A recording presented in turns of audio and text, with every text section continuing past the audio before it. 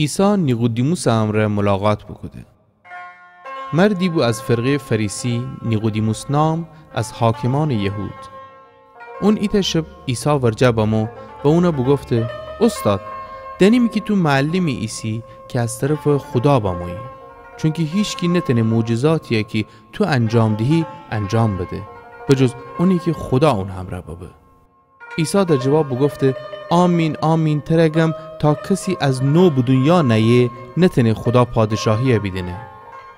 نیقودیموس اونا بگفته کسی که پیره چطور تنه دوباره به دنیا بیه؟ آیا تنه به خمار شکم وگرده و دوباره به دنیا بیه؟ عیسی جواب بده آمین آمین ترگم تا کسی از آب و روح به دنیا نیه نتنه وارد خدا پادشاهی ببه. اون چی که از انسان به دنیا بیه جسمانیه و اون چی که از روح به دنیا بیه روحانیه. تعجب نکن که بگفتم باید از نو به دنیا بیید. باد هر جایی که بخیه حرکت کنه و اون صدای اشنوی، اما ننی که از کوی ایه و با کویشه هوتوی هر کسی که از روح به دنیا بیه. نیقودیموس از اون واورسه از چیز چطور ممکنه؟ عیسی جواب بده تو اسرائیل معلمی و از چیزان متوجه نیبی؟ آمین آمین ترگم امان از اون چی که دنیم حرف زنیم و اون چی که بیدهیم شهادت دهیم، اما شما نمی شهادت قبول نکنیدی.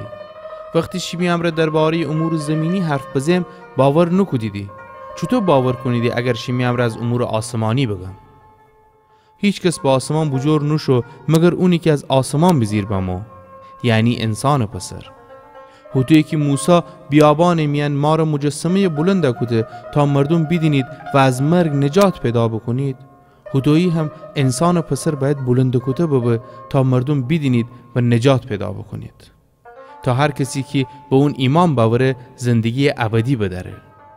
چون که خدا دنیای اونقدر محبت بگوده که خو یگانه پسر فده تا هر کی به اون ایمان باوره هلاک نبه بلکه زندگی ابدی بداره.